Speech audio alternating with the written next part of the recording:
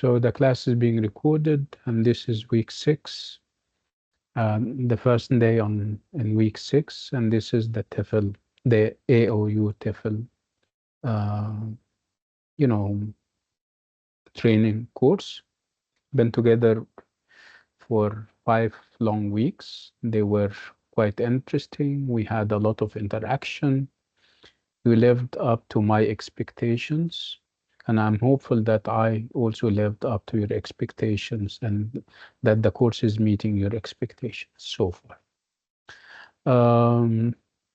So tonight, inshallah, we're doing 2 things. We're doing um, the issue of the course book, whether or not to use the course book, and how far and for how long and for how much you can use the course book.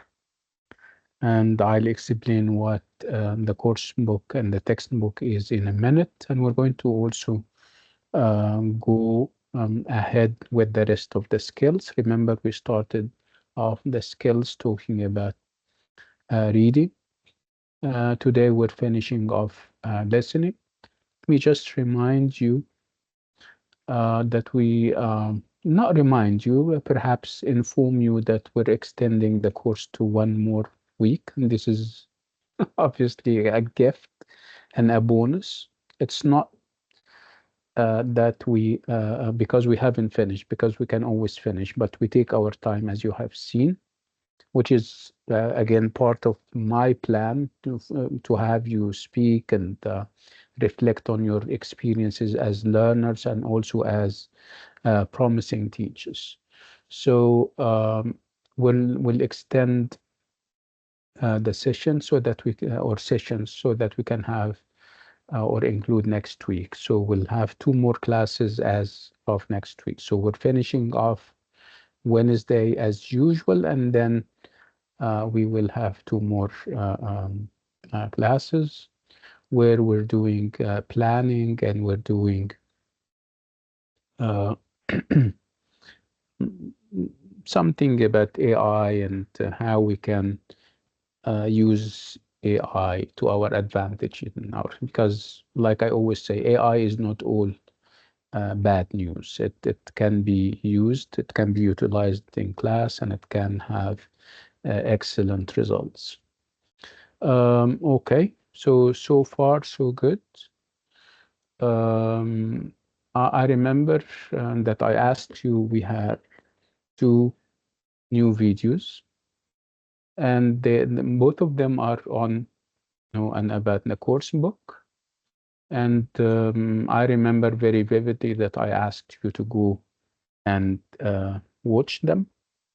And I would like you to raise your hands if you have done so.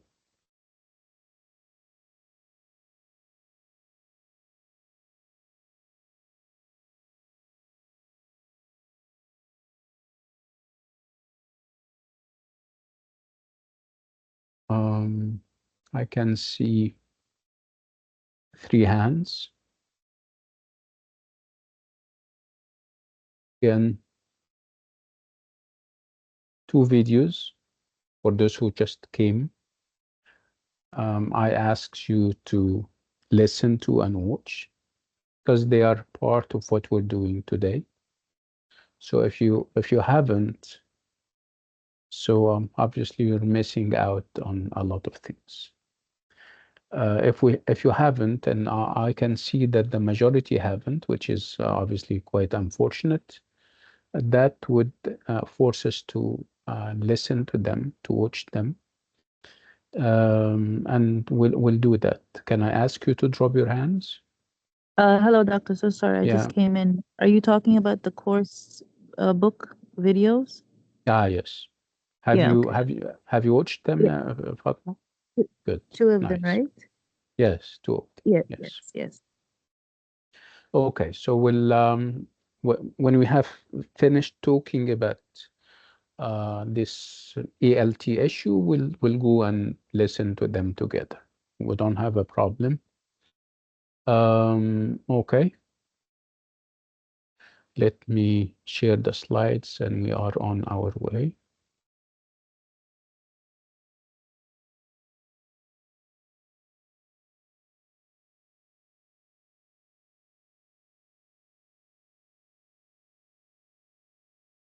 I'm sharing the slides again, and this is just a reminder that this is week 6, and this is day 1 in week 6.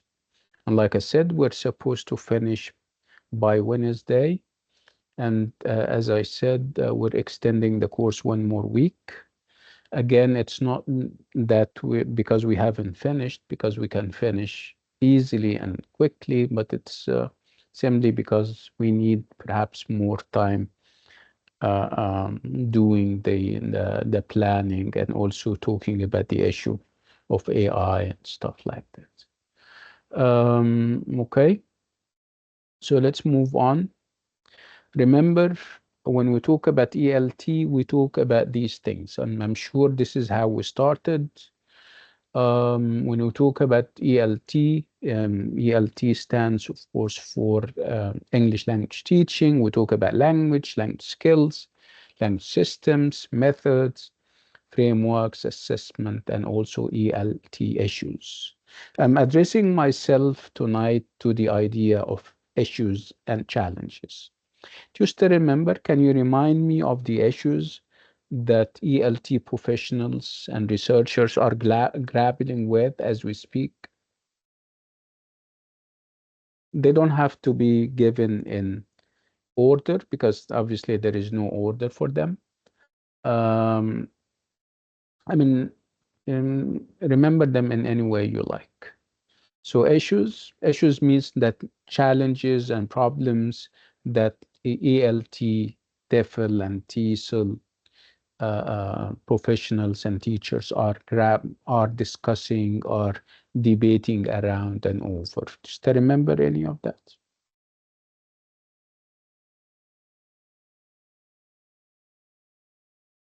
Zahra Zahra, can you hear us? Zahra Sheikh.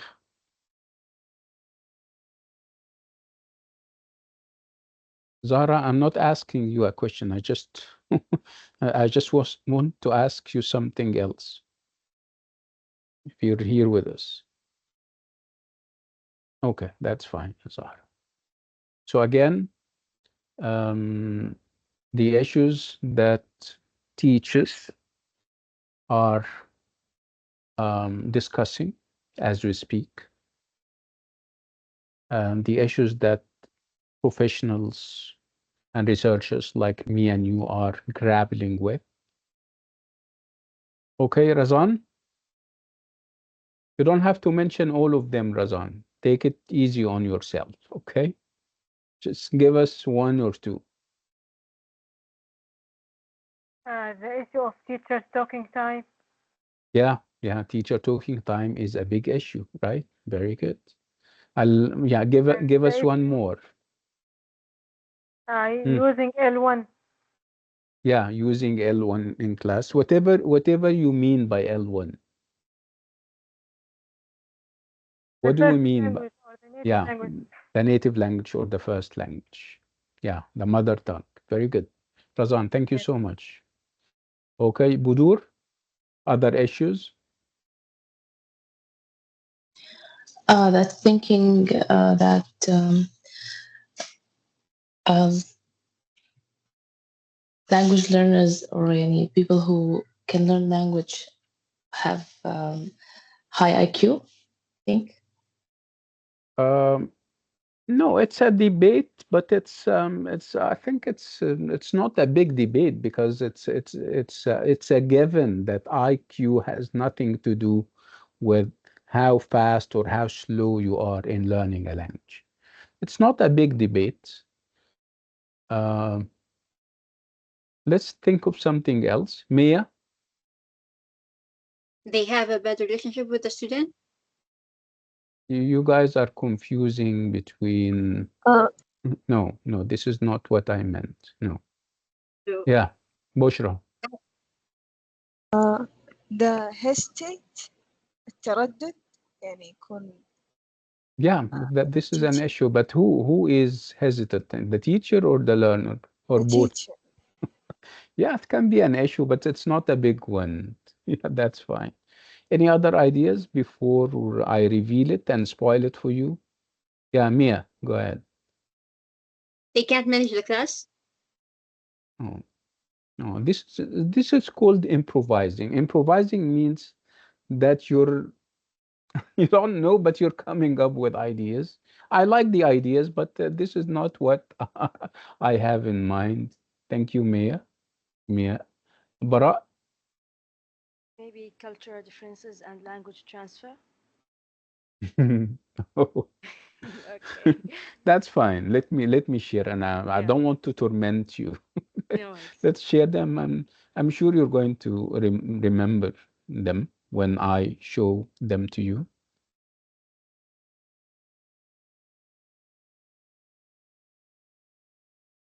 Can you see those?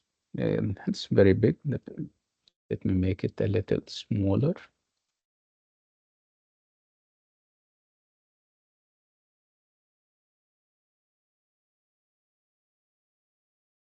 Can you see them now? Yes, we can. Yes. I'll give you a minute to go through them, to be reminded of them, to remind yourself.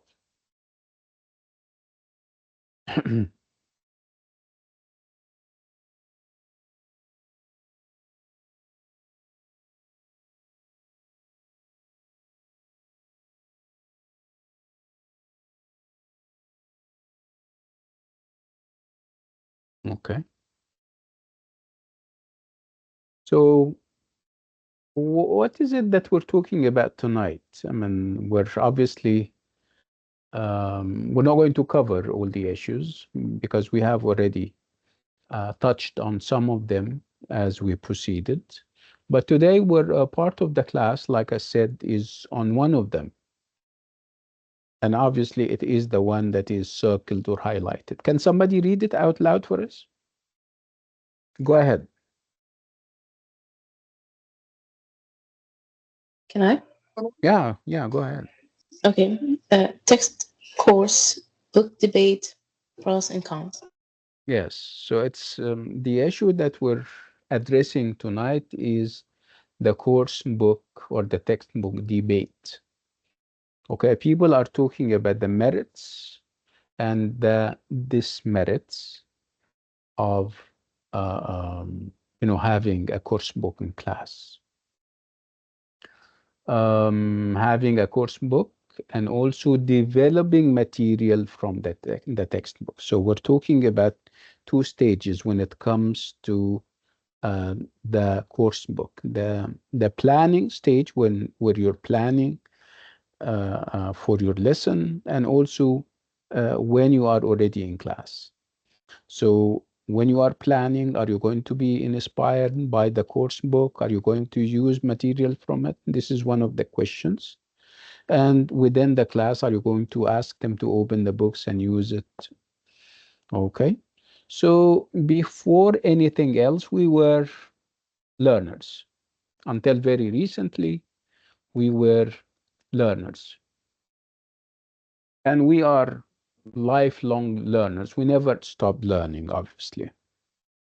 So let's go back and think back of the time when we were in perhaps high school or a little earlier.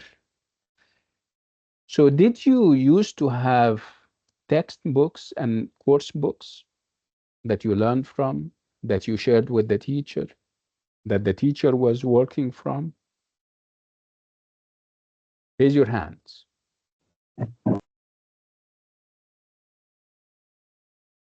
Shall I hear absolutely?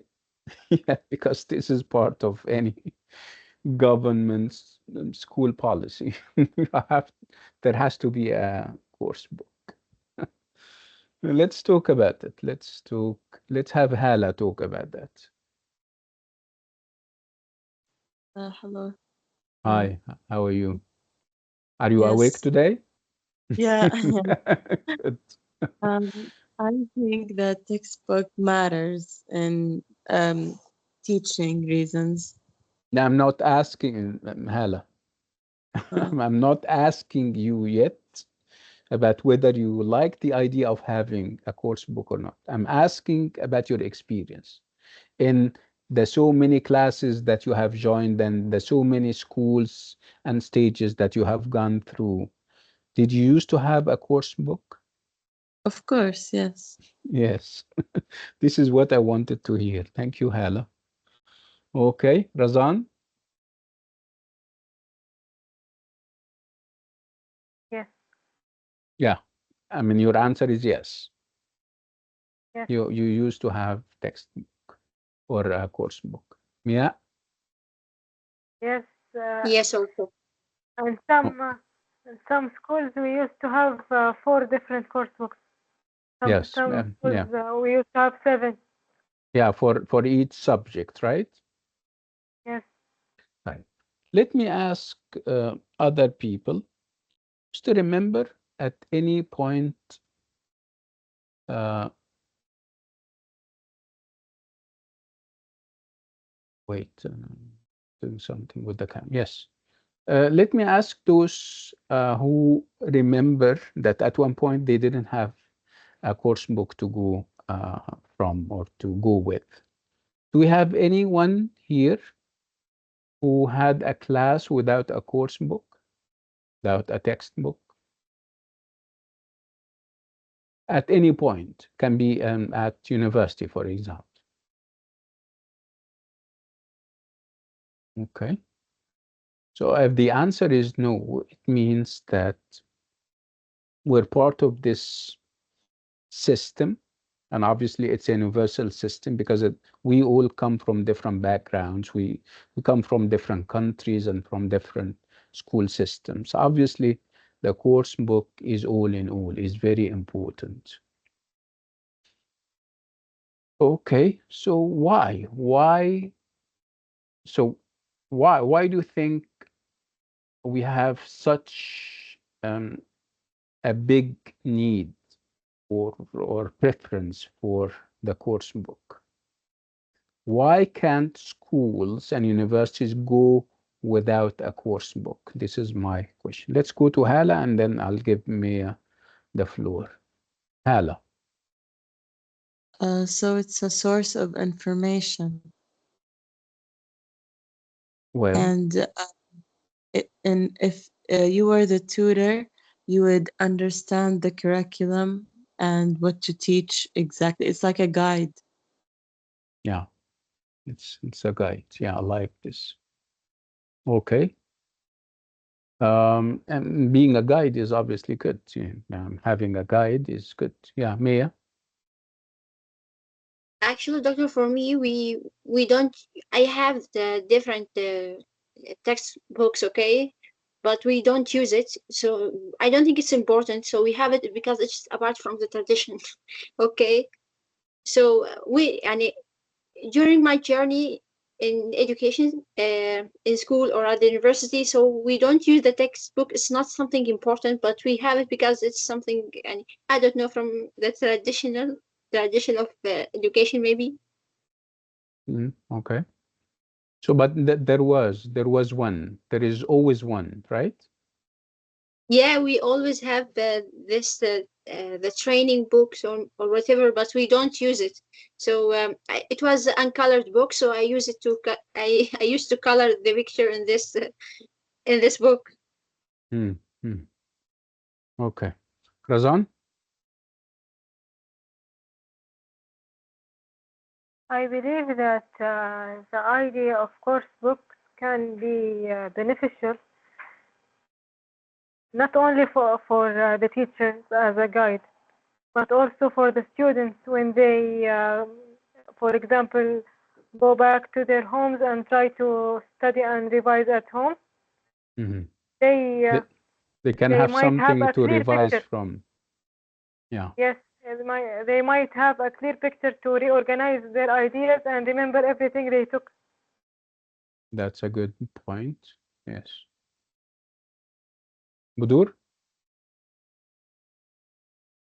It also could be that students need to learn the curriculum based on standard. There's a universal standard. It's not universal, but um, it's just they have specific things to learn and they have to go along with these standards. So the tutors or the teachers would teach these students based on the standard, and the standard is put in the curriculum. That's how I see Okay. it. Okay. Thank you, Budur. So, if I, kind of, if I heard Budur well, she meant that those books were written with the Ministry of Education standards in mind. So a lot of efforts were put on into them. So they are good guidelines for the teacher. It's not that um, it's something that was done in a hurry or without much thinking to it. To it. No, this is what Budur is saying, that they are inspired by and based on true, doable, realistic standards. Thank you, Budur. Bara? Yeah, I think textbooks really helpful because they are providing structured content and activities for teaching, learning a particular subject or skill. Typically include some lessons, exercises, and sometimes, at the end especially, sometimes we have assessments to guide both instructors and the students. Yeah. Okay. So whenever we talk about course books, we need to also look at them from the perspective of students and also from the perspective of the teacher. How much they can be helpful for the teacher and how much they can also help the student. Let's perhaps focus on our experiences as learners. So you have the course book, you receive it at the beginning of the year, and it stays with you, and then you take them home. Why? Why do you think we take them home? Have you ever asked yourself this question? Why don't I keep them at school? Why do I bother? I mean, carrying them, and sometimes they are heavy and back breaking, right? Don't we suffer from that sometimes as parents?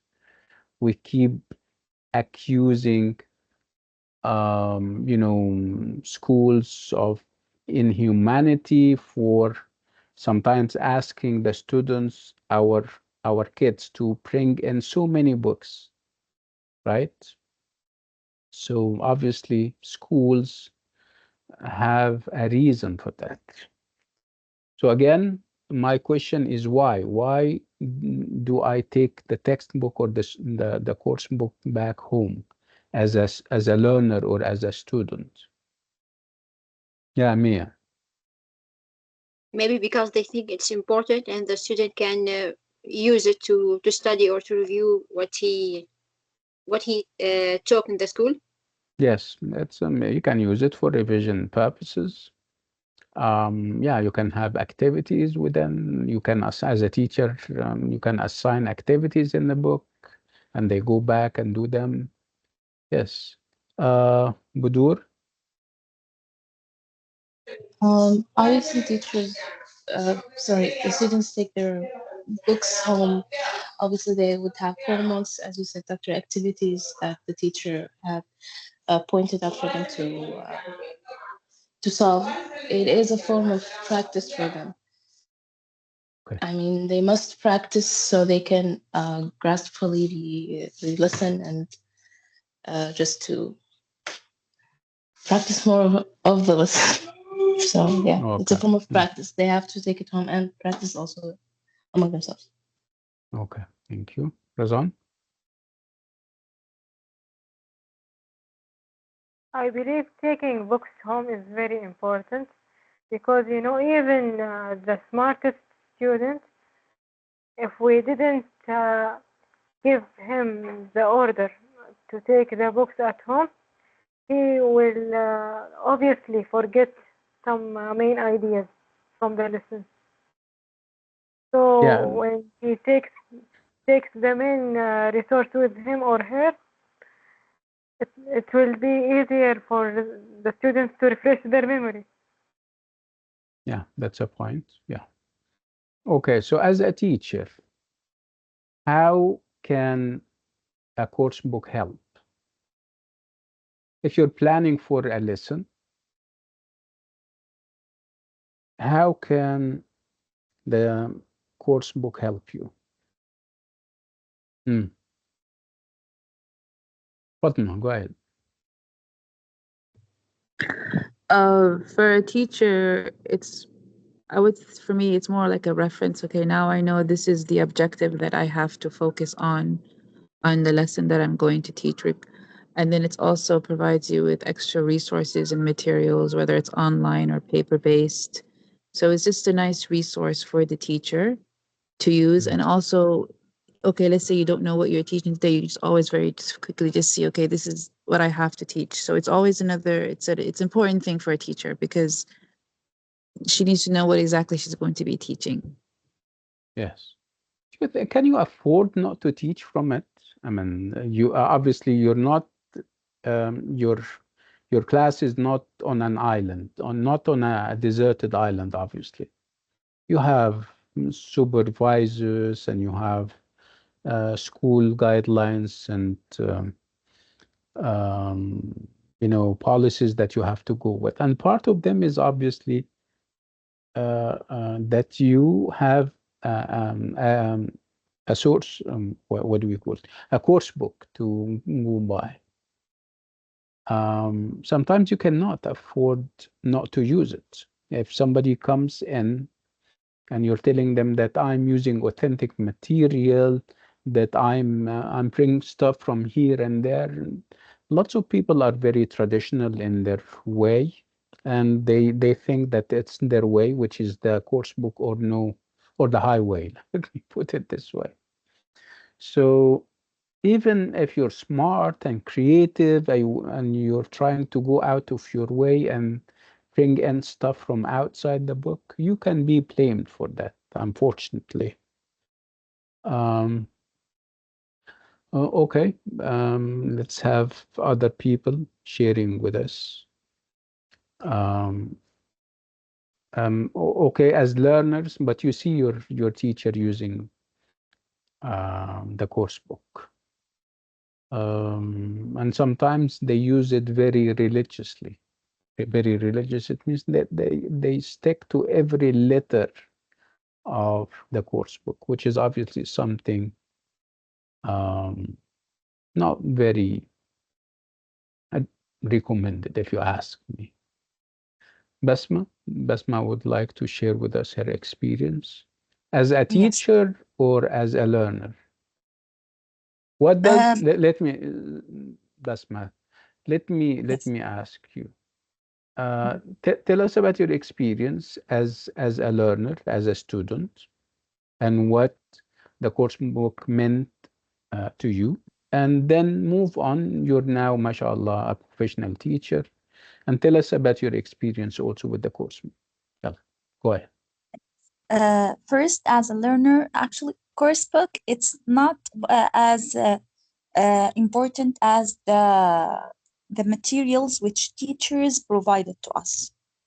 Mm, Uh, and maybe sometimes in my exams, for example, I don't open your course book, really. I just depend on the slides which teacher provided to us, and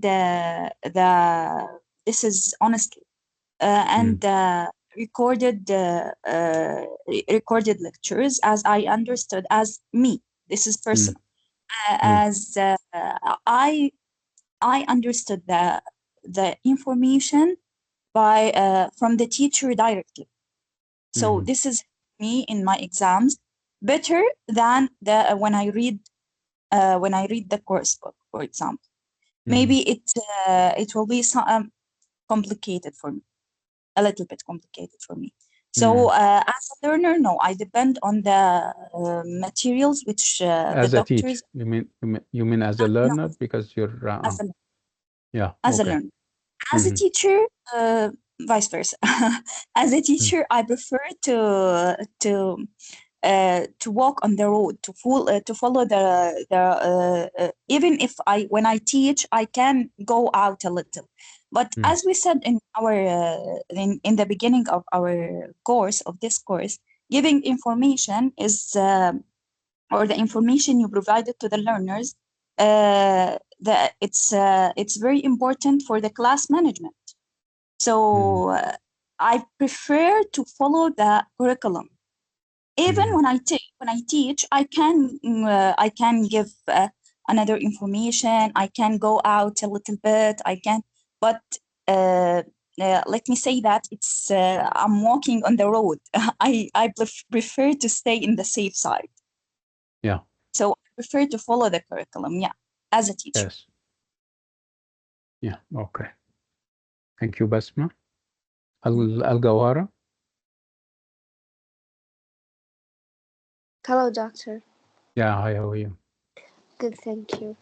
For me, I honestly depend on the course book, like very much, because we have a whole book and it's always enriching. So there's lots of information to learn, and I really like details, and that is why, as a learner, I depend on the book and also the extra material provided by the teacher.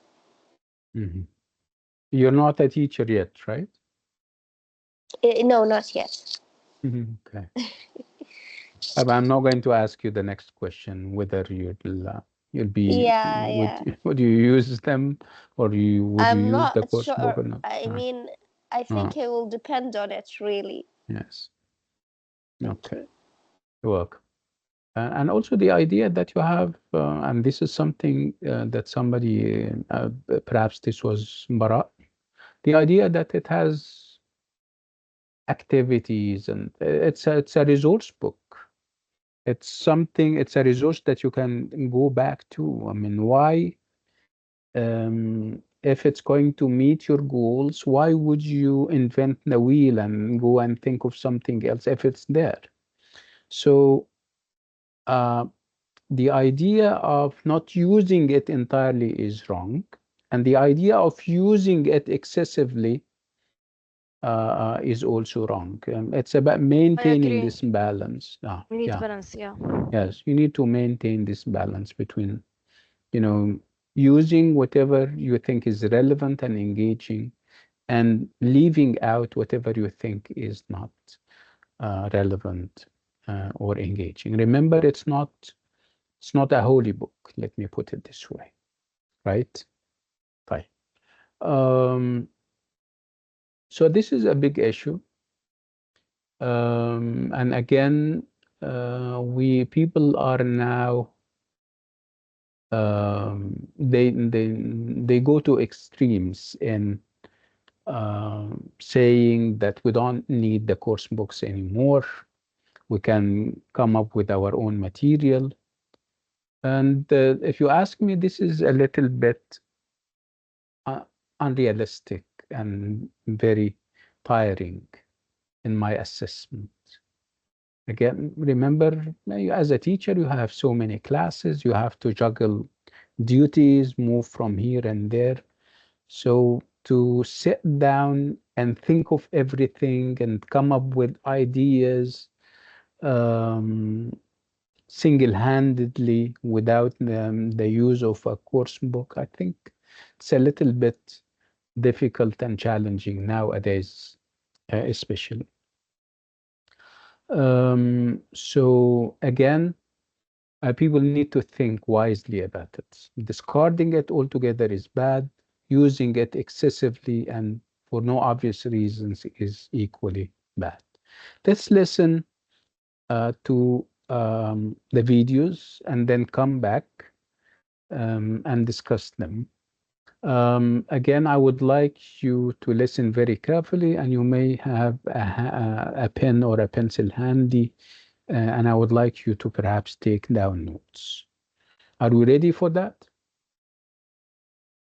Yes. Yes, Okay, inshallah. good. Let me stop sharing so that I can include voice. Mm.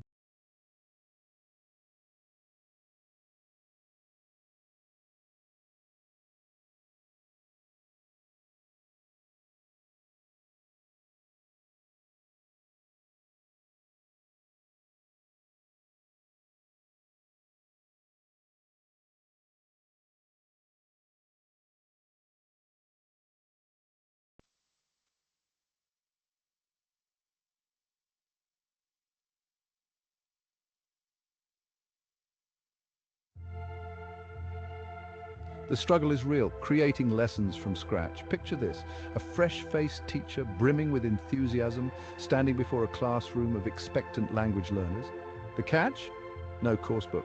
Armed with only a whiteboard and a handful of photocopied worksheets, the teacher embarks on a journey fraught with challenges. Creating engaging and effective lesson materials from scratch is a Herculean task, demanding countless hours of research, planning, and resource development. The constant pressure to invent, innovate, and deliver can leave even the most seasoned educator feeling overwhelmed and depleted.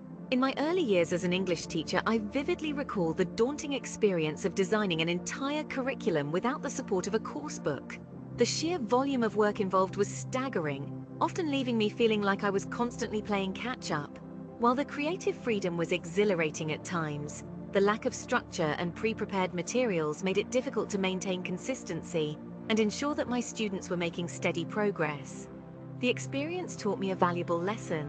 While there is certainly a place for teacher-generated content, having a well-designed coursebook as a foundation can be an invaluable asset in the language classroom. Coursebooks, a teacher's friend or foe? Coursebooks have long been a staple of language teaching, offering a structured framework for instruction and a wealth of pre-prepared materials, but are they a blessing or a curse?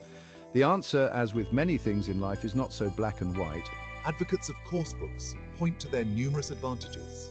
For teachers, they provide a clear syllabus to follow, saving valuable time and effort in curriculum planning. They offer a ready-made source of engaging activities, texts, and exercises, reducing the burden of content creation. Additionally, many coursebooks now come with a plethora of supplementary resources, such as audio recordings, video clips, and online practice activities, further enriching the learning experience. From the student's perspective, coursebooks can provide a sense of security and direction. They offer a clear roadmap of what they will be learning, allowing them to track their progress and set realistic goals. The structured nature of coursebooks can also be particularly beneficial for learners who thrive on routine and predictability. However, coursebooks are not without their critics. One of the most common criticisms is that they can be inflexible and fail to cater to the specific needs and interests of individual learners. A coursebook designed for a general audience may not be suitable for a group with particular learning styles or cultural backgrounds. Moreover, relying too heavily on a coursebook can stifle teacher creativity and prevent them from responding spontaneously to students' emerging needs. The Goldilocks principle, finding the just right coursebook. The key to harnessing the benefits of coursebooks while mitigating their drawbacks lies in careful selection and thoughtful implementation. Not all coursebooks are created equal, and choosing the right one for your students is crucial. A good coursebook should be engaging, relevant, and culturally appropriate. It should present language in a clear and accessible way, with plenty of opportunities for practice and application. The activities should be varied and stimulating, catering to different learning styles and levels of ability. Additionally, a good coursebook should be well organized and easy to navigate, with clear learning objectives and regular opportunities for review and assessment. When evaluating a potential coursebook, consider the following factors. Is the language level appropriate for your students? Is the content engaging and relevant to your students' interests and needs? Does the teaching approach align with your own beliefs and the learning styles of your students? Does the coursebook come with sufficient supplementary materials such as audio recordings, video clips, and online practice activities? Is the coursebook adaptable enough to allow you to tailor the content and activities to your students' specific needs? Beyond the book adapting and supplementing for success, even the most carefully chosen coursebook cannot be expected to meet the needs of every student in every situation. Therefore, it is essential to view the coursebook as a starting point rather than a straitjacket. Effective teachers are not afraid to deviate from the prescribed path, adapting and supplementing the material to suit the unique dynamics of their classroom. There are numerous ways to adapt and supplement coursebook material. One approach is to simply omit activities that are not relevant or engaging for your students. Another is to modify existing activities, making them easier or more challenging as needed. For example, you could shorten a reading text, add comprehension questions, or turn a written exercise into a speaking activity. Supplementing the coursebook with authentic materials, such as songs, videos, and news articles, can also greatly enhance the learning experience. These materials can expose students to real-world language use and provide valuable cultural insights. Remember, the coursebook is a tool, not a master. Don't be afraid to use it in a way that best serves your students' needs. Okay, so what do you think? Now that you have watched the video, obviously it's the good and the bad and everything in between, right? There is a great deal that we can share and talk about, right? Mia? I think it's a nice video. You know, it answered many questions about the positive and negative about using the coursebook. And for me, my opinion was really bad about using the coursebook in general. But this video, I think, changed my opinion. I think it's not the problem is not in the coursebook, but maybe in how we use it, and maybe the exercise in this book. It's maybe not always related with what we take in the class. So because of that, I have this bad opinion about this textbook because I have a bad experience with it. Yeah, it's but now you know that it depends on how people use it and how they can extract good material out of it, right? Yeah. Okay. Yeah. Thank you, Mia. Thank you so much. Al-Gawhara?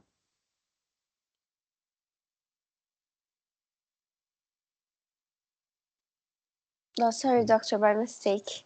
That's fine. That's fine. Basma?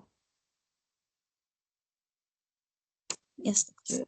What caught my ear actually in the video is about to provide a valuable lesson or give your student valuable time. This word valuable. It's very important to understand it. Understand it first. So even many teachers can use the same coursebook, even if I follow the same curriculum. But the thing is not to use it, just to use it or just to follow it. I think it's how to use it. What is the methodology that you use it to provide this coursebook? So even many teachers can teach the same curriculum, the same coursebook, but the way it's different. And as they said in the last of the coursebook is a tool, not a master. This is a note I took it. Actually, it's very effective. Yeah.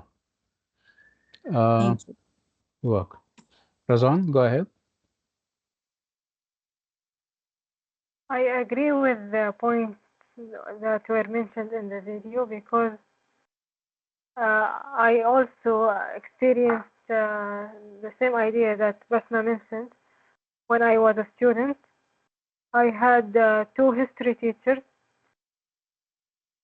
One teacher used to be very strict with the course book I mean, very, until she I reached mean, a very, limit you that mean, يعني he used to stick to it in very very, negative way. uh-huh. Yes, in a very negative way, Mm. until she reached the level that every student, when you ask him or her about this teacher, they will say she is reading, not teaching. Yeah. While the other teacher used the course book carefully. She didn't miss the important information, but she was creative enough to add the extra resources like videos, projects, writing activities, and something like this. And as a result, students remember the lessons of the second teacher more. That's why the idea is not sticking to the book. The book is not a master, just It's like not a, not a master, just like what you can what use was it, mentioned in you the can use video. it in a, Use it as a tool. In a creative way. We should use it in a creative way. You're right? Yes. Nice. Very good. Okay. Al-Gawhar, are you raising your hand again or what? Okay. Any other take on that? Budur? Yes, of course, as my colleague said, it's a tool, not a master.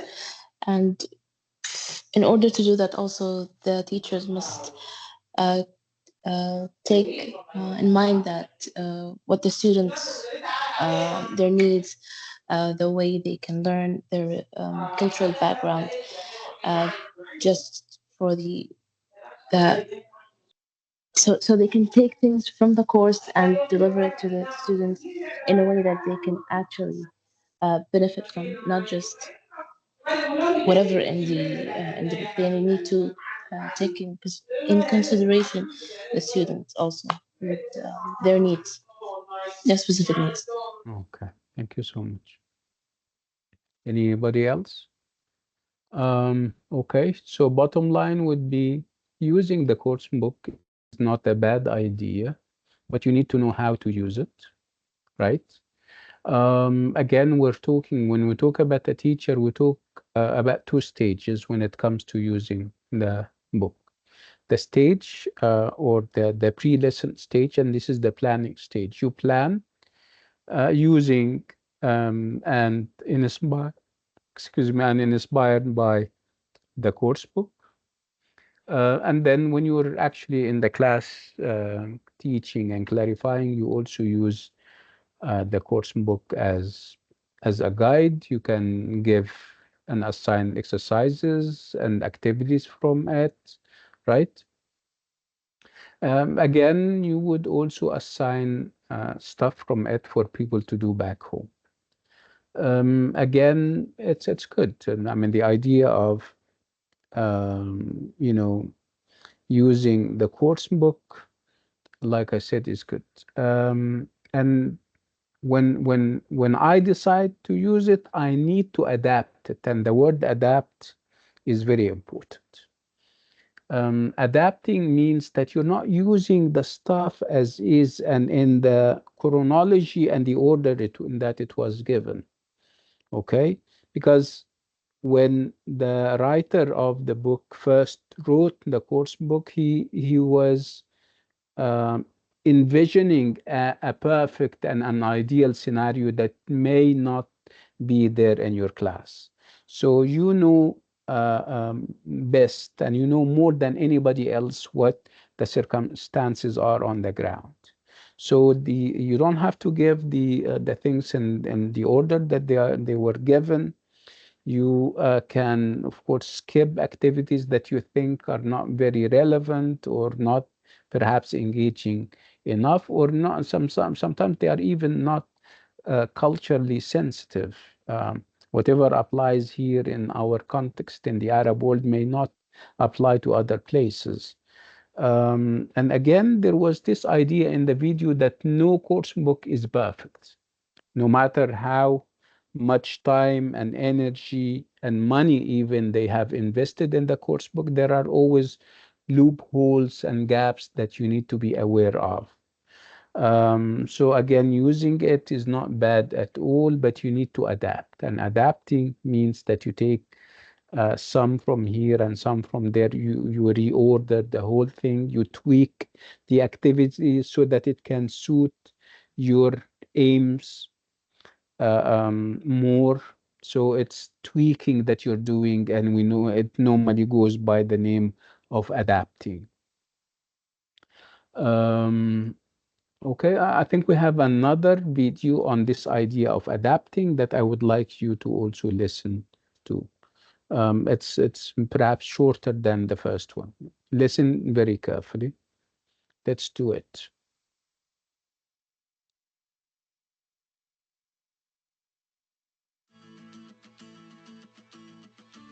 The coursebook conundrum: to adapt or not to adapt. Coursebooks are ubiquitous in English language classrooms worldwide. They offer a structured curriculum, a wealth of materials, and a sense of familiarity for both teachers and students. However, relying solely on a coursebook can lead to monotonous lessons that fail to engage learners or address their specific needs. This is where the art of coursebook adaptation comes in. Adapting a coursebook doesn't mean discarding it altogether. It means viewing the coursebook as a flexible framework, a springboard for creative teaching rather than a rigid set of instructions. By thoughtfully adapting coursebook materials, teachers can create dynamic and personalized learning experiences that resonate with their students. Let's then delve deep into practical strategies for effective coursebook adaptation, drawing on insights from experienced educators. Let's together explore techniques for making coursebook content more engaging, relevant, and ultimately more effective in fostering language acquisition. Remember, the goal is to empower you, the teacher, to use the coursebook as a tool to enhance, not hinder your teaching. Renowned experts in English language teaching offer a clear and concise framework for coursebook adaptation. Their 4 key principles provide a solid foundation for teachers seeking to maximize the effectiveness of their coursebooks. First and foremost, experts and seasoned practitioners emphasize the importance of focusing on lesson outcomes.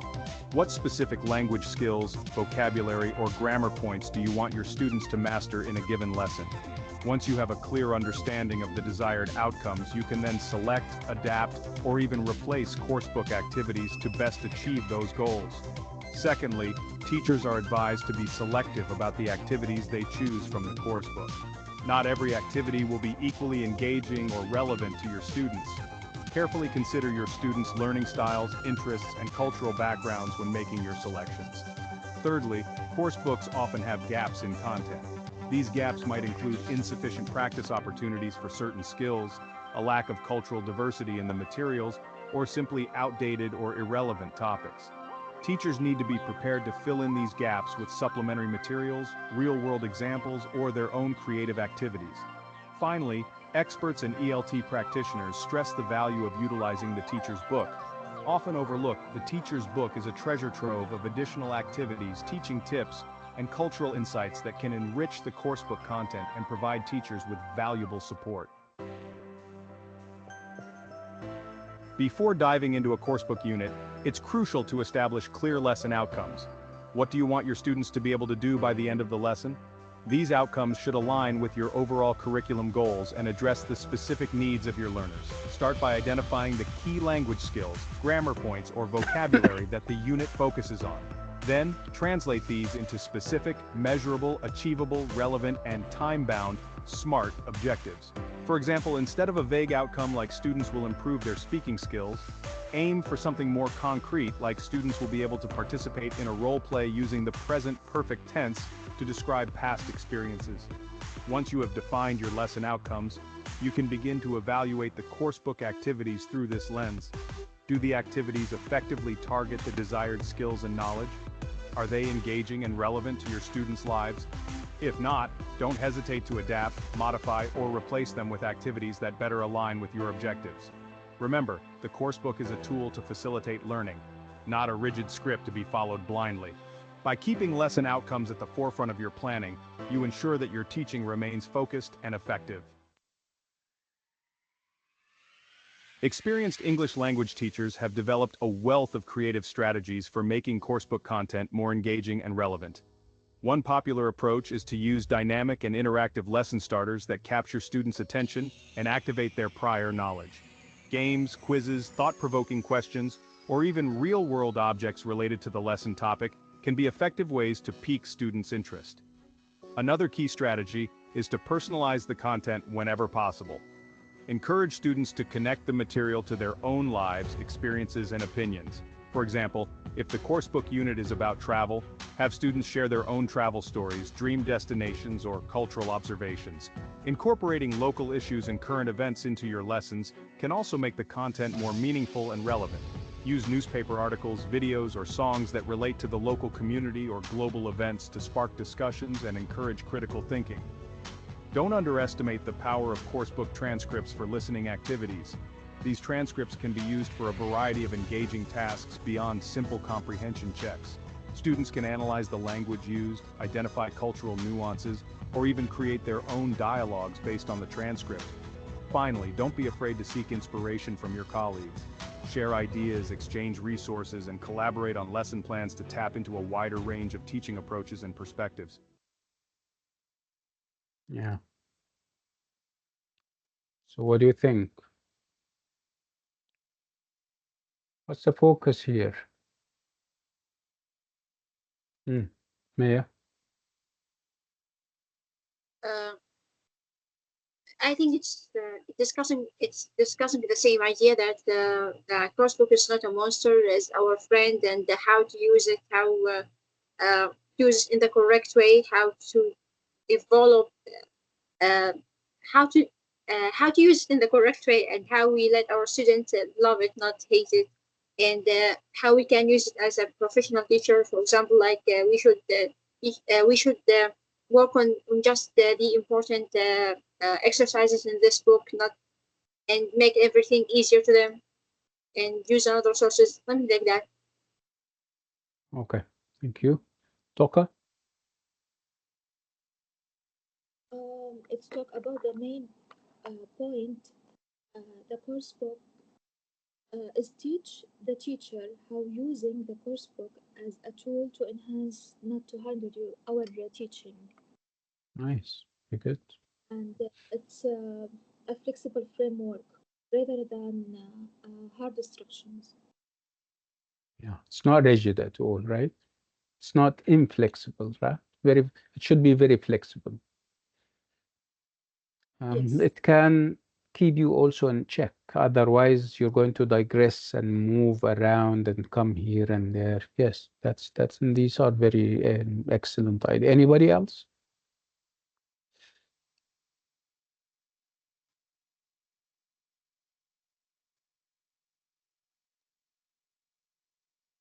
Okay. So, what are the conclusions as teachers or as people who are into teaching? Perhaps people are applying for jobs, and you may find yourself a teacher tomorrow or the day after. So are you going to, if your school is leaving it up to you, they tell you, for example, that we deal with you uh, according to the objectives. Our objectives are this and that. So we want you to reach the objectives no matter how. If you would like to use a course book, we can recommend one. If you don't want to, that's fine. But we're going to um, kind of hold you responsible at the end of the course. Okay, so what do you think? If you're given this flexibility, it's up to you whether to use the course book or not. After watching those two videos and after what we said, are you likely to discard the idea of a course book, or are you going to use a course book? I'm asking everyone. Razan. Honestly, if I have this opportunity, I will try to balance. I will take the course book, but I will not use it as uh, untouchable treasure. I will try to be creative and add extra resources and try to motivate students to be creative and express themselves and show me their ideas. But I will That's all. never leave the course book because it can clarify the aims of the teaching of the Yeah. lesson. Okay. Mia? I think I use it just to make sure if the students understand what I explain or not, or maybe I can use it as a part of TTT. Uh, for example, I can give them some exercises from the course book at the beginning and see their level of if they have the enough information or not.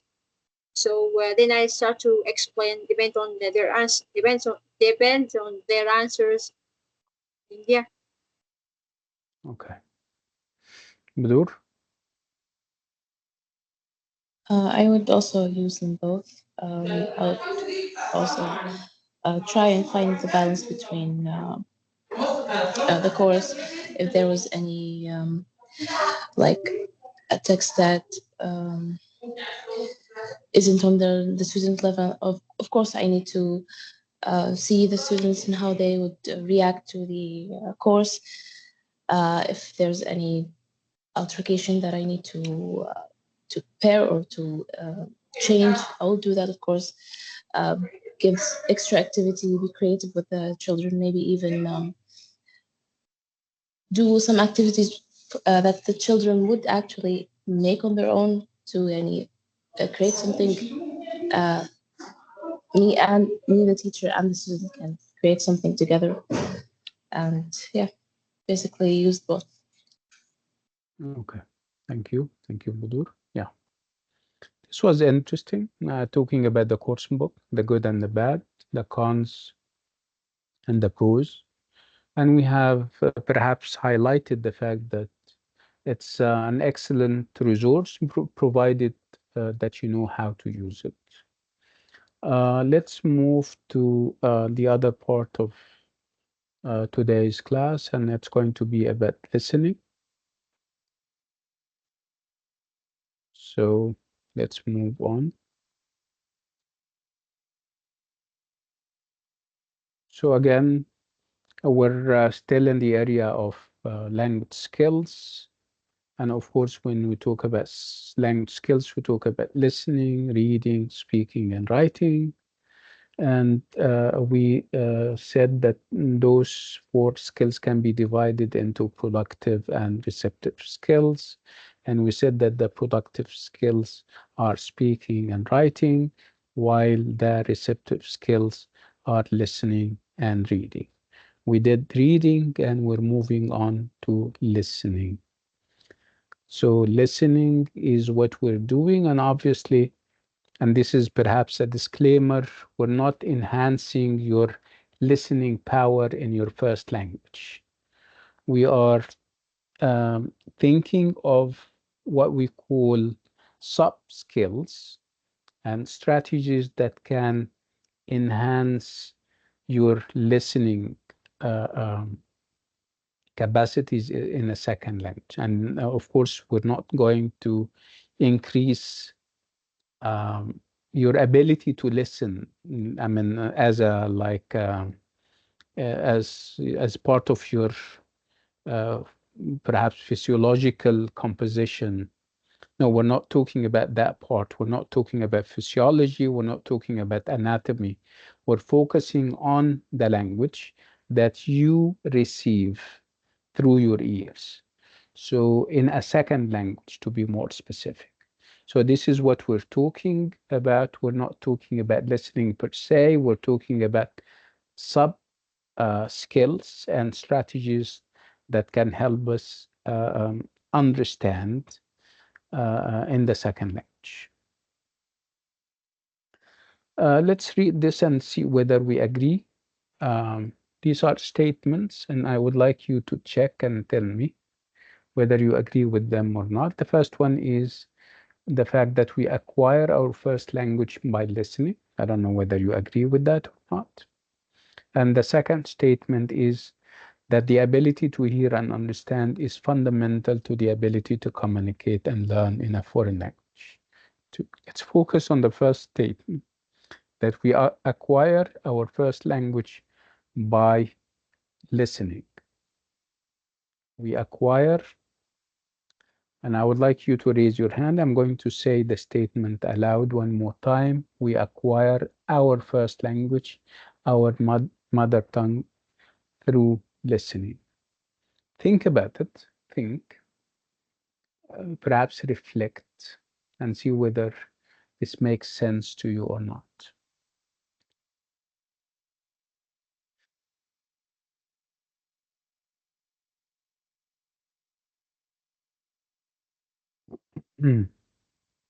Okay, Hala. I don't think entirely by listening you learn a language. I mean, it's Listen, beneficial. listen. We're talking about the first language, not the second one. This has to be made clear. Oh, And if I talk about the first language, it's your mother tongue. We're talking about you I thought being two by or 3 year old. Are you getting yeah, me? yeah, I understand. Hmm. How else would you learn the language? No, at first Lip reading? yeah, Tell no, me. for Yeah. a first language, yeah, Yes. of course you hear first, Hmm. but I was saying about a second language. Yeah. Let's focus on the first language, and then we go to the second language. Okay. Okay. Thank you, Hala. Thank you so much. Let's move to Razan. yes, I totally agree with this idea Hmm. Do you think this is a because, fact? as It's a fact, right? yes, It's obviously yes, it's we not. cannot It's not. argue. Yeah, it's not a matter of opinion, right? So Yes, I shouldn't have rephrased it the way I did, right? Because I made it sound that it's an opinion that I'm trying to check with you, right? maybe because you want us to elaborate in our answers, but Yeah. it's a matter of fact. Everything is Yes. natural. Mm. Yes. Mia? This is very Yeah. realistic. Yeah. Go ahead, Yerizon. Go ahead. Go on. When we, for example, when we deal with the babies, the first thing we do with them is make it, we we try to make them imitate us. Say this, don't say that. Yeah. So their main tool is listening. Yes. Let's perhaps speak about the other skills and see whether we can use them in teaching them the language, even though the idea of teaching a first language for a kid is not accurate because it's not teaching that they are doing. It's not learning that they are doing. It's acquiring. They are acquiring the language. Yes, And obviously, acquiring is yes, different from uh, learning, right? So if you think, for example, you say, for example, they can read. We're talking about kids who cannot read yet, but they can speak very accurately. Remember, they sometimes you have a 3 year old boy or girl who is perfect, very philosophical, very eloquent, right? And yes, he or she cannot read a word. So you would imagine, you would think, how could they acquire the language? So you don't have this reading part because it doesn't exist yet. What other skills do we have? Writing, of course. If they cannot read, they can write. Um, Again, speaking is part of what they are going to acquire, right? So obviously, speaking comes after they hear stuff, right? So they all come maybe, down to the idea of maybe, listening or hearing. Yeah, go on, go on. maybe because if we are talking about other skills, maybe because very young kids are observant. They Yeah, but give then extreme I'm focus saying to I'm saying you everything. cannot. What I'm trying to say is that you cannot use the other skills to make them acquire the language. We're Yes, talking about what comes first, and obviously listening comes first, hearing, right? yes, Okay. Maya? I think I agree with you and with our classmates, Farzan, because me as an adult person, when I hear to when I listen to any Spanish video, for example, or any Syriac video, I feel that my tongue wants to move. I want to say something, and I don't know. I feel that I want to talk if I listen to a very long video in Spanish or in Syriac language. So now I take the answer why I have this feelings. I feel that I wanna say any words in Syriac or in Spanish language. Yeah, if this happens with you as an adult, let's think about it as a child. So obviously, Yeah, this is reinforcing and consolidating and confirming our idea that kids learn the language or we acquire the language by listening to it when we are kids. Yeah, let's move to the other statement because this is not the end of it. The ability to hear and understand is fundamental to the ability to communicate and learn in a foreign language, whatever that means. The ability to hear and understand is key or is fundamental to the ability to communicate and learn. Can somebody rephrase the statement for us, explaining what it means? Hmm. Whatever you understood from this statement.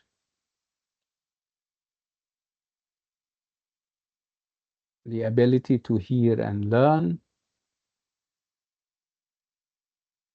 Uh, Let me show. The ability to hear and understand is fundamental to the ability to communicate and learn in a foreign language. You have what? Cause and effect. What causes what? Yeah, let's have Mia rephrasing or explaining the statement for us. The same idea, listening, our ability to listen helps us to or to listen and understand what we listen is our sorry our skills of listening or and understanding what we listen is the help us to learn another language and communicate with other people. It's a Yeah, tool. yeah. But in order for you to speak, in order for you to acquire or learn a foreign language, you need to hear very well. And by hearing and listening very well, there is going to be understanding, and the two of them will help you learn the language along the way. This is what I understood. Okay, we agree with this statement, obviously. Let's move on. What do we listen to in life? And obviously, we have to make this distinction between listening, which is obviously a purposeful and an intentional act, and hearing, which is obviously unintentional. For example, now I can hear the noise of the air conditioner, but obviously I'm not listening to it because, again, listening to something has to be purposeful and has to be intentional. And nobody is intentional about hearing noise, for example. I have in my background there is a big stadium, Al Jawhara Stadium here in Jeddah, and I am in front or opposite gate number 6. Whenever there is a match, I obviously I don't listen. I hear because I have ears enough and they are there, right? Okay. So what do we listen to? And it's not what do we hear, obviously. Budur.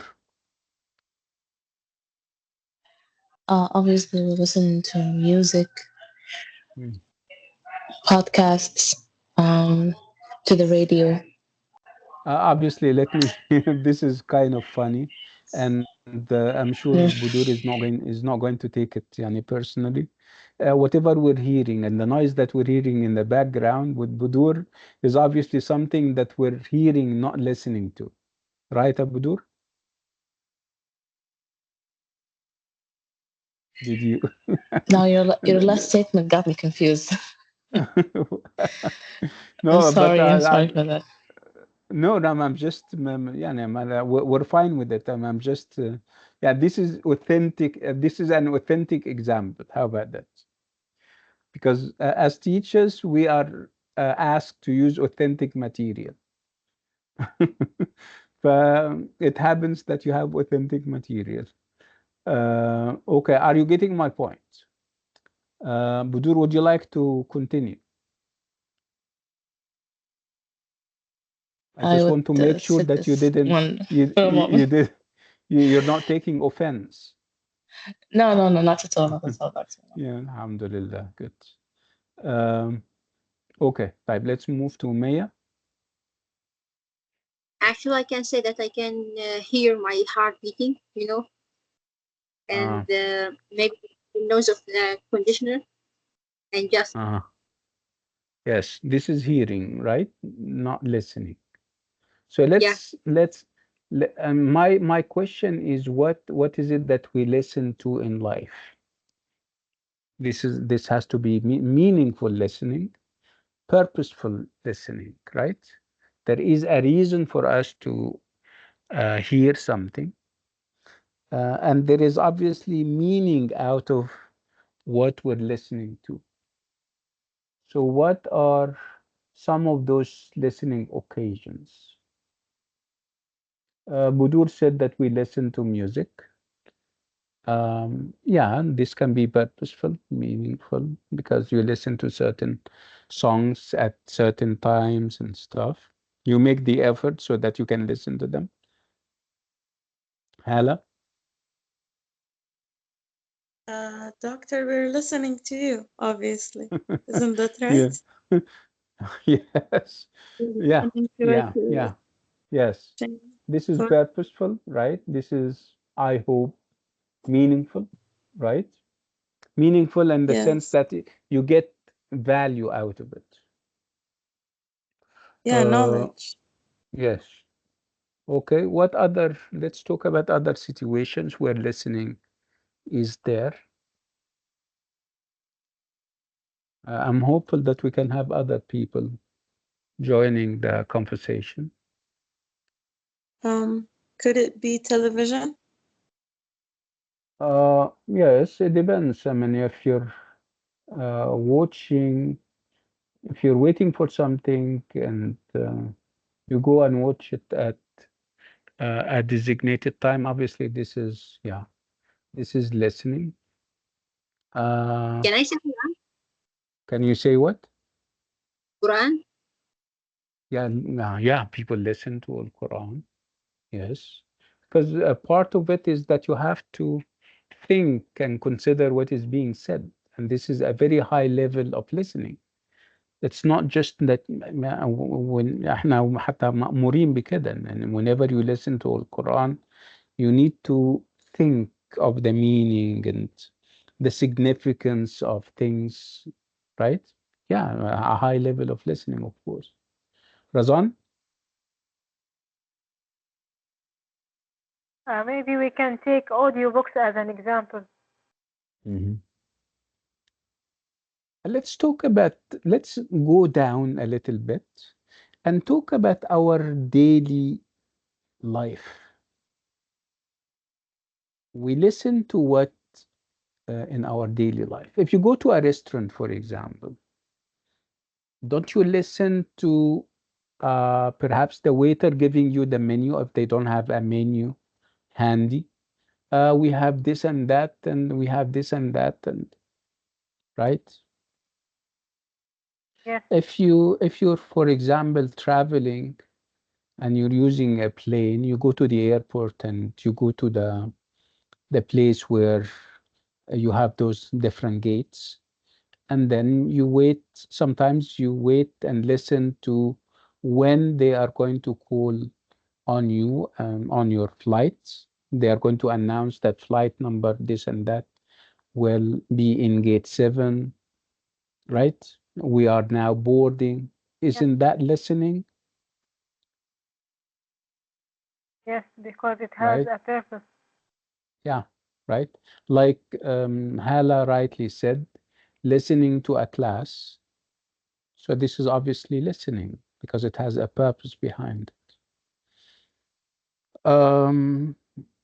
When somebody calls you on the phone, on the mobile, for example, and they are perhaps delivering a message of a sort, this is also listening, right? So let's Yes, look at those different occasions when we listen in everyday lives. So what do we listen to?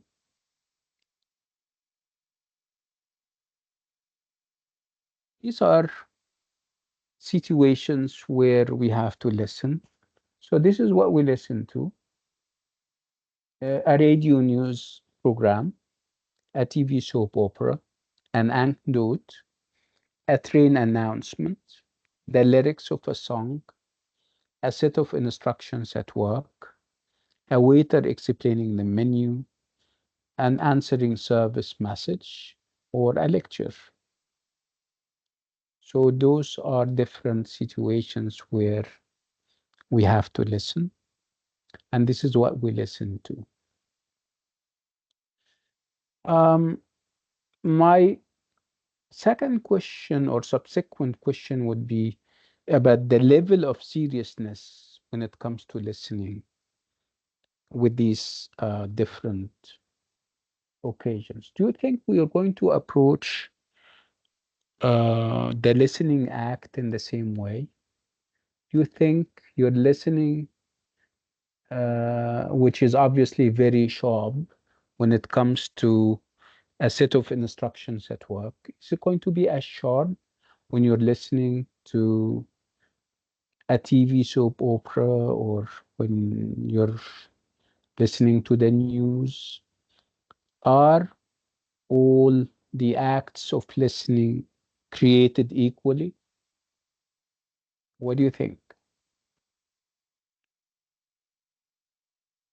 Do we listen in the same way with the same level of commitment and seriousness, regardless of what we listen to? Fatma? No, we don't. Some of them you listen to it attentively and with all your focus, and some of it can just be background noise and you're just picking up important information, Yes. important keyword, but you're not Yeah, listening to everything. yeah, I agree. Razan? We don't listen to everything the same way because Can these can I show you those the list and you tell me how far or the level of seriousness and the level of attentiveness? Yeah, I'll give you two and you tell me.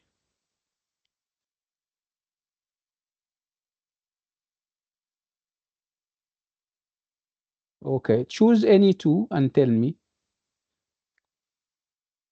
Choose any two, ya the Razan. lecture. Okay. Mm-hmm. The A lecture lecture? will be more serious. Yeah. Will be more serious than the song lyrics, for example. Right. Because Can we get the reason can we give yes, can we formalize them? Can we give them formal names? Remember what we said about reading, that you have three reading strategies or sub skills. You um, read for general information, you read for a specific piece of information, or you read for detail. So let's apply the same sub skills. You listen for detail, you listen for specific information, and you listen for an overall understanding. What do you think? I think I have the names. listening to the Let lecture will be the listening of the yes, again, lecture will be look at for details. yeah, look at them. Let's all look at them. So depending on our purpose, we listen for either one of these. You listen for general understanding, which what we call gist. You listen for specific information, and you also listen for detail. Okay, so let's go back to the menu. So general understanding, specific information, or for detail. Okay, yalla, go back. Yeah, Razan. You're talking about a lecture. Yes. Listening to the lecture will be listening for details. For detail. I don't want you to use S with detail. Drop the S. Okay, Listening for details. Yes, for because yes, okay. the students don't want to. Any student, no student will have the desire to miss any important idea. That's Yes. why we will listen for detail.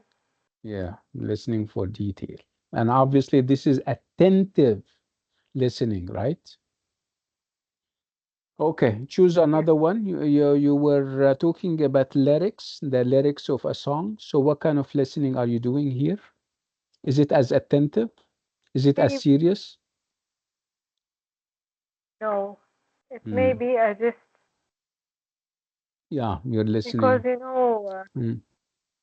some people do it only to relax, Mm-hmm. so they don't put their all their energy on focusing on songs. Yes. That's Yeah, why it doesn't need this high it's level possible to be. of engagement or high level of seriousness. Yeah, very good. Okay, can we have somebody else choosing another two and talking about them? Bushra, you're raising your hand. A set of instructions at work. It's Mm-hmm. listening for details. Yes, Um, a radio news program. mm. It's listening for information and general information. For general information. So one of Yes. them is very serious and very attentive, which Yes. is listening to a set of instructions at work, and one of them is casual kind of listening, right? You don't Yes. you listen for general information and general understanding. Thank you so much, Bushra. Can we have somebody else choose two others or other? Um, Fatma. Uh, a trade announcement would be specific information, Mm, yes. and a TV soap opera would be just general information. Ah, yes, yes. You would let things to you would let things pass, right? You don't have to be Yeah, very yeah. attentive, right? And not for the soap opera. Unless you're very, I mean, it's the end of And the series, and yeah, you want to know what is going to happen, and your favorite character is having a problem, right? In this case, you're perhaps so yes. focused, right? Yes. Can I Can we share, But the have? doctor? same can go up Yes, of a course. lyric. Yeah. Yeah, go ahead. Well, somebody's saying something. Fatma, finish off what you want to say, and then we move on to Shams. Okay. Yes, doctor. I Uh, firmly believe. I firmly believe the lesson related with the specific purpose. I mm, listen to song intentive way. Uh, Also, I listen by the intentive way with uh, specific talk or specific message or some information for learning or teaching of language or anything related with that. yeah. Okay. Thank you, Shamsa. Thank you, doctor. You're welcome. Budur, would you like to say something?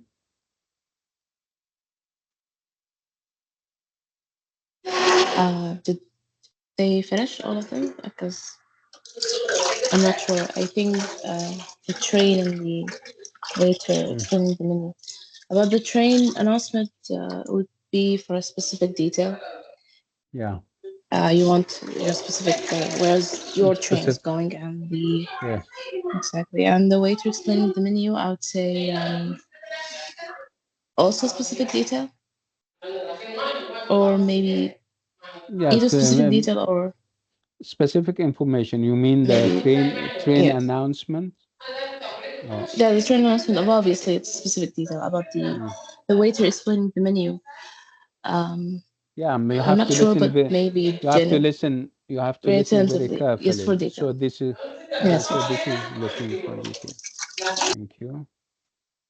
Okay. So how we listen depends, right?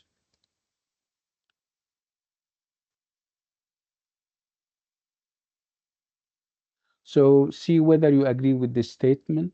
How we listen depends on why we listen. And I think we have established that. How we listen depends on why we listen. So the how part of the listening is whether you're listening very purposefully, very attentively, and that would be listening for detail, or you're listening for specific information. You you don't, I mean, you obviously skip things until you reach what you're listening, what you want to listen to, and then listening for general understanding. This is the least you can do when it comes to listening, because obviously it's a casual kind of listening that you're doing. So how we listen depends on why we listen, and these are possible listening scenarios. You may try to hear and understand every word. You may concentrate hard on or mentally wonder.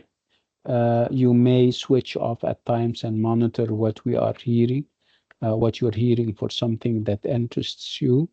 You may have the opportunity to interrupt the speaker for clarification or repetition. So again, these are all possible listening scenarios that people are put to. So we're talking about the level of seriousness, the level of attentiveness, and it's going to differ from one situation to another.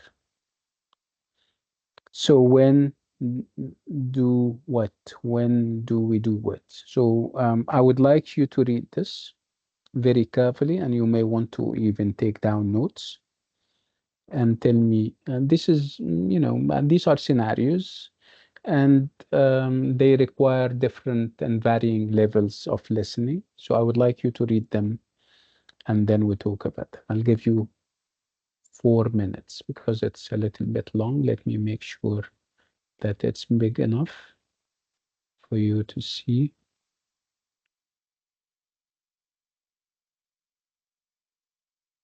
Yeah, I think we need to also, sorry, to take this off till we finish.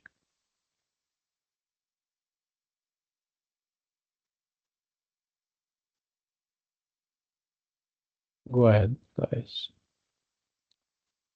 You guys have 4 minutes.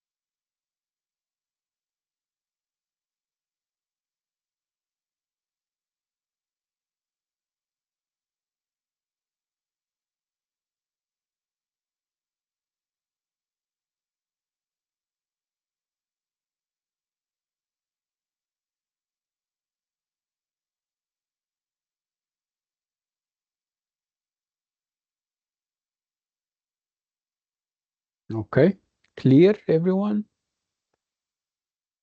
Yeah. Yeah.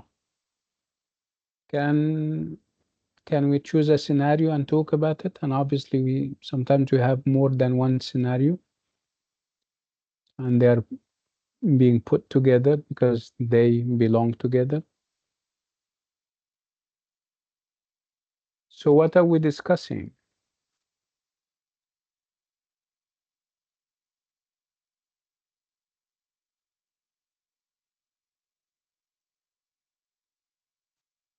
What do you think we're talking about?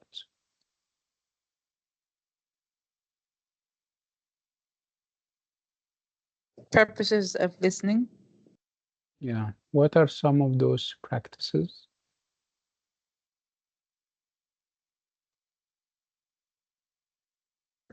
Some we just listen to get the gist of the subject, like an Uh-huh. anecdote Uh-huh. or a TV. So Mm-hmm. we may Yeah. not have to do it intensely, but as long as we like you understand the basic the gist of the subject, so we don't have Yes. to actually listen to it intensely.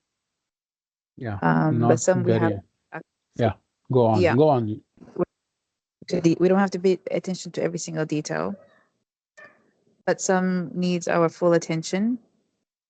If we're listening to instructions or a lecture, so that we have to actually listen to every detail and most likely probably have to write down and jot down a few notes. Mm-hmm.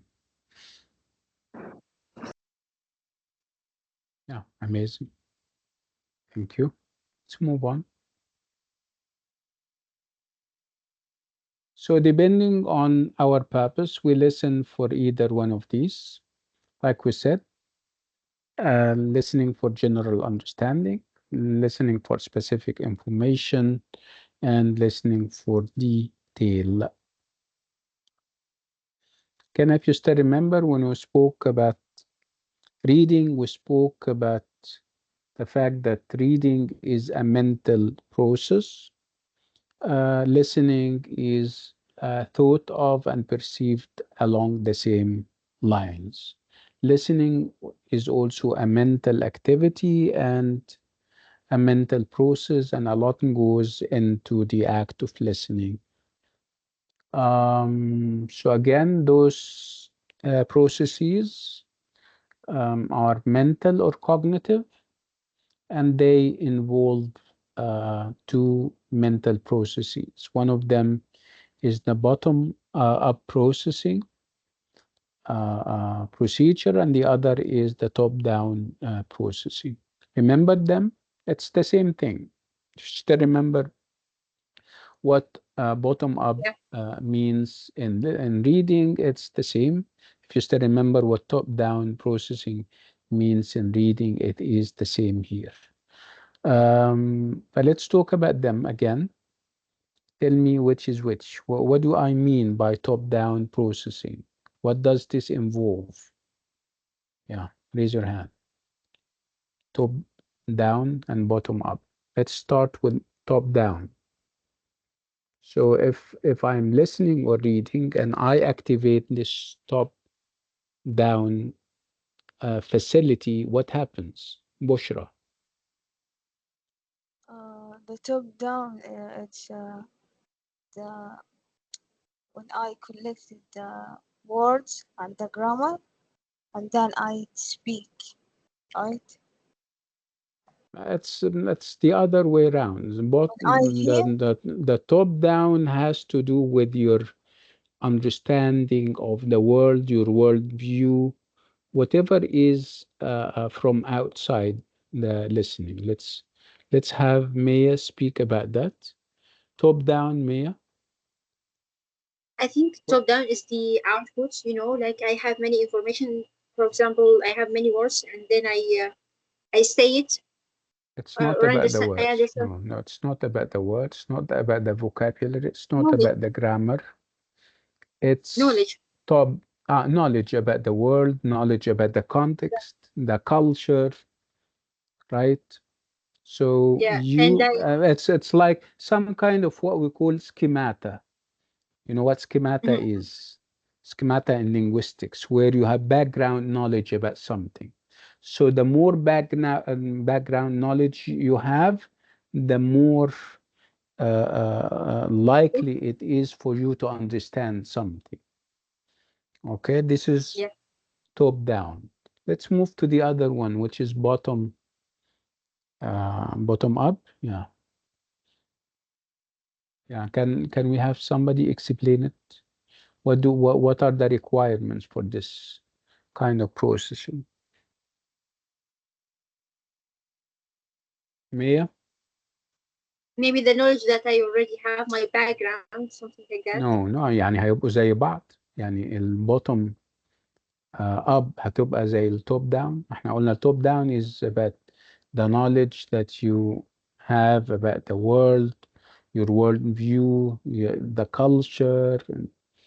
Okay, so بقى البوتوم up has to do with your linguistic knowledge, the grammar, the vocab, the lexicon that you have, your knowledge of the structure and everything in between. So one of them is what we call segmental, and this is the bottom up, and the other bottom down, bottom up, I don't remember. And the other one is the top down, is what I call suprasegmental.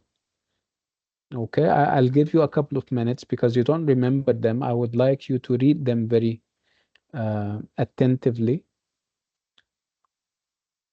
so that you can understand. Well, I'll give you a couple of minutes. Read them. Bottom up processing and top down processing.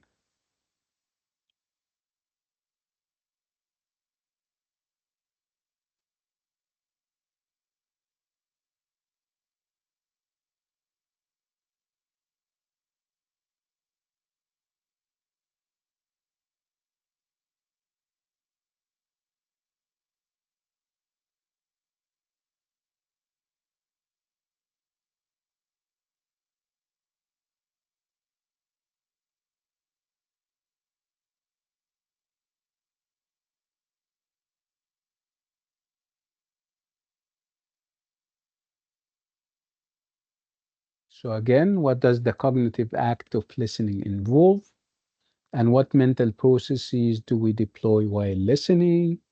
Like we said, you will encounter those terms and those processes, whether we're talking about reading or listening. So what are those processes? What are those cognitive acts when it comes to listening? We have bottom-up processing and we have top-down processing. When we talk about bottom-up processing, that would involve learners or the learners using knowledge of the meaning and pronunciation of words, knowledge of the grammar of the language, and how texts fit together to understand the meaning of what those learners hear. If we talk about top-down processing, that would involve the learners using their knowledge of the world and the type of things or thing they are listening to. We're talking about the usual organization and the topics. And obviously, they use that to fill in gaps with intelligent guesswork and prediction. This is what we said with reading, and this is what we're saying with listening here. So the other important question would be why students find listening difficult. We asked the same question when we spoke about reading. And obviously, again, they can be very similar if you still remember why people find reading difficult. I'll give you a couple of minutes to brainstorm for possible reasons as why listening is difficult for some students. Again, we're not talking about hearing in the anatomical sense, in a medical sense. We're talking about hearing or listening as a language skill. mind you. So think about it, and I'll give you a couple of minutes. Why do students find listening difficult and challenging sometimes?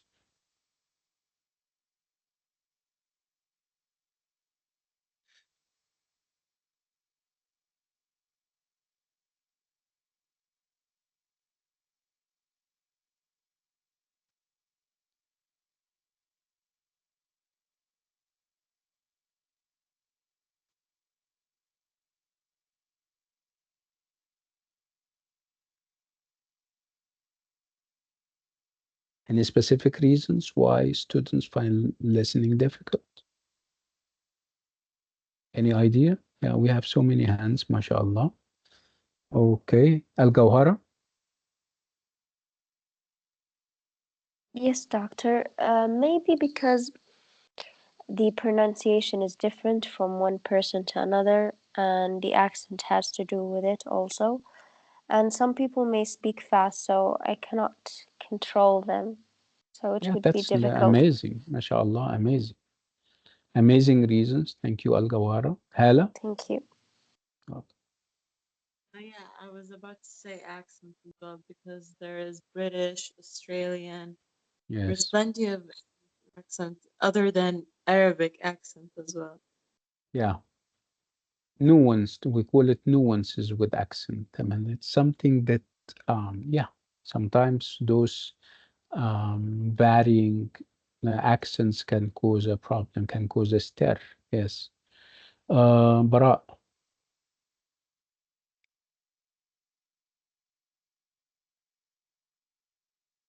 Bara, you're raising your hand. Yeah, I'm raising my hand. Yeah. Is it okay? Can you hear me? Ah, yes, absolutely. Yeah. So I think it's about the lack of engagement sometimes. And I think attention, like some students, I noticed that some of them, they struggling to maintain the attention. And of course, speed, because the space of speech may be too fast to process and understand. Yeah. So you would need not only your knowledge of the grammar and the vocab, you would also need your knowledge of the world. That the top-down process is very important here because sometimes you're going to have gaps. You're going to miss something. You're not going to listen to hear something. So you need to fill in the gap with what you know about the context, about right. Sometimes Um, also it's about, vocabulary gaps, because some of mm, them have just limited vocabulary and it makes it hard to follow along. yes. Toka? The speed of a speech. Some Mm, speakers often talk quickly, making hard to understand, catch, and every word. yeah, I And agree. unfamiliar vocabulary. Yeah, sometimes you're not familiar with the conversation. You're not familiar with the words used. You're not familiar with the context. Somebody is speaking engineering in front of you, and you're an English major like myself. Somebody is speaking about a medical case, a doctor or a physician, and obviously we don't have nothing to do with medicine because we're English major. So it's English that we're hearing, but it's it's only English, right? Um, let's move to Fatma. Yes, go ahead, ya Fatma. I think actually they've said it all. The speed and pace of the speaker, vocabulary, and a lot of people like to use idioms when they're speaking. So Mm, the listener may not be familiar with those idioms. yes, And like you said, the technical terms you may not be aware of. yeah. So you may The not the whole understand what they're the saying. whole the whole field. Your English major and two people are perhaps two engineers or two physicians, and they are talking to each other, and you're trying to pick up whatever, and obviously you fail because it's not your field, right? Yes, exactly. Yes. So that this is a listening failure that you have obviously no hand in, right? Budur? I also think that the other colleagues did mention most of the reasons, but maybe that the student might find the text difficult because the text would tackle something that is foreign for them and to their background, maybe culturally. It's different to what they're used to or to what they already know. Yes. Okay. Thank you. Let's move on.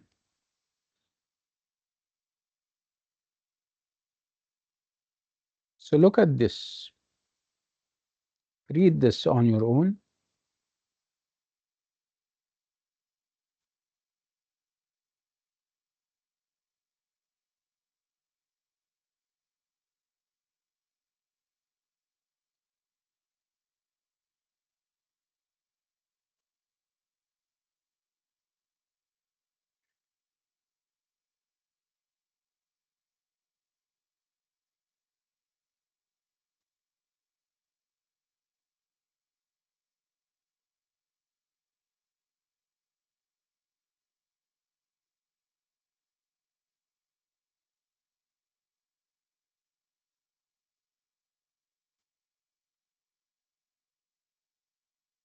So these are some reasons why people find listening challenging. So listening can be challenging. This is number one. And sometimes you don't have visual clues, especially if you are on the phone where people cannot see your facial expressions, your body language, and that can make understanding a little bit difficult and challenging. Sometimes people are using unfamiliar accents, right? And that would make it difficult for other people to understand. And they listen, but obviously they listen to organized noise. Sometimes you see words individually as they come in the dictionary, but if they are put in sentences and if they are spoken, you cannot recognize them, especially if it's rapid speech. Sometimes we have distracting background noise, and obviously this kind of take your concentration away, and you end up being distracted and unable to listen and understand. Again, if there are unfamiliar vocab items, this is obviously a reason because in life, when people are talking, you don't ask them. Sometimes you don't have the chance to perhaps go over what they said because it's not written, it is spoken. So, what are the solutions?